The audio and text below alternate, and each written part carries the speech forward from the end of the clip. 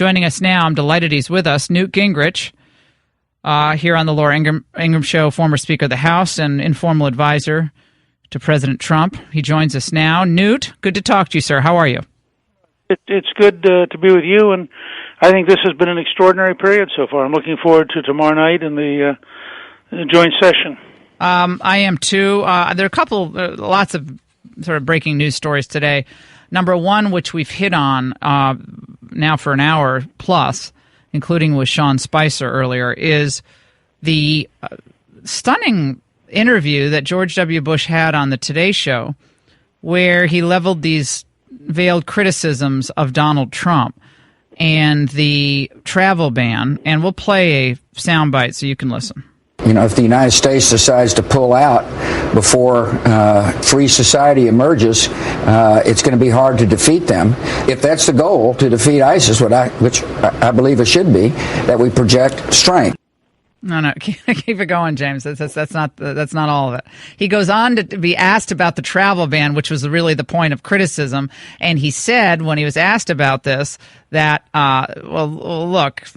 I just want to make sure I understand. You for or against the ban? You're against the ban?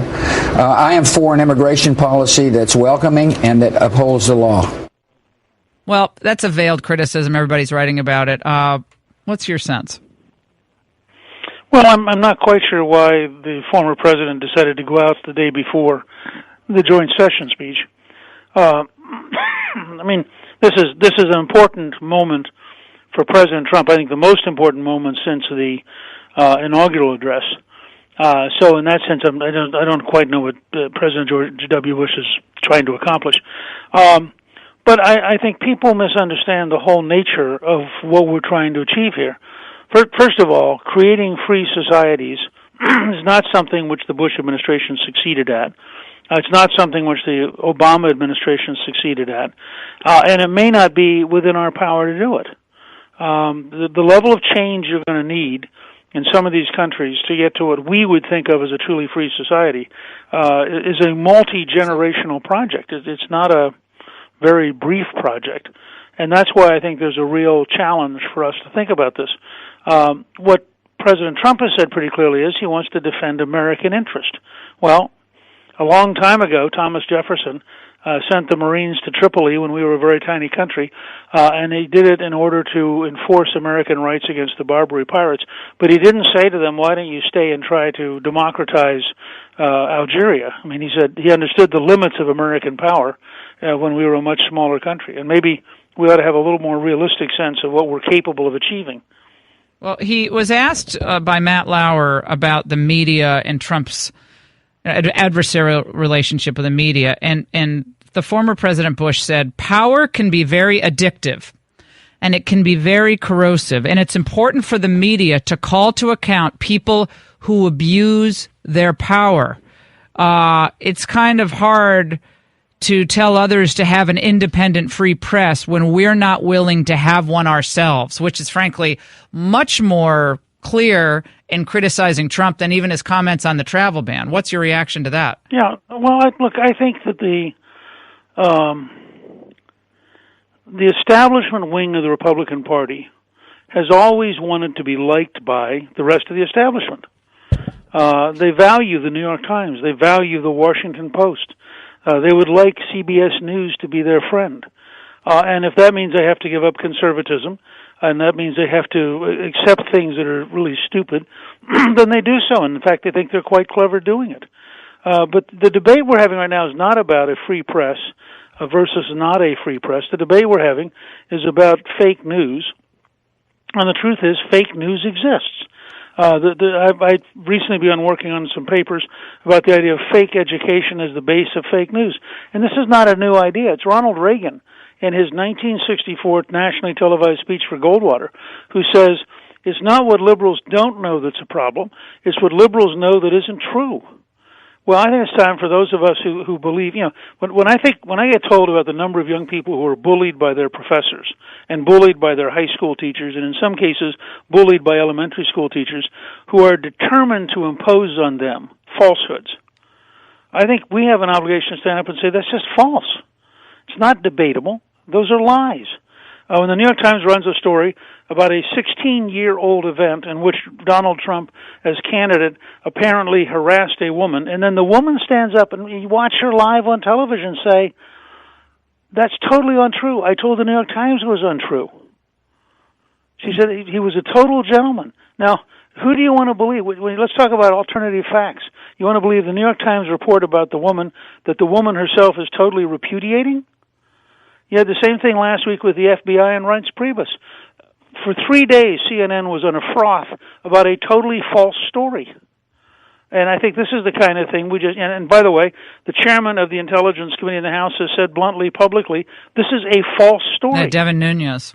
And now they're after Sean Spicer, Newt, because Axios today has it that Sean Spicer was the one who urged or requested that Mike Pompeo, director of the CIA, come out and disabuse the press of the notion that there was some grand conspiracy of campaign contacts with Russia, when in fact that wasn't true, and that they knew that it wasn't true. That and the Priebus thing in addition, and they're all going after Spicer for that. But I don't see what there's anything wrong with that. For them to say, "Look, you went on record you didn't use your name, but you guys have said that this is not true. Would you mind giving some, more specificity to that?" I don't see the big deal in that story at all.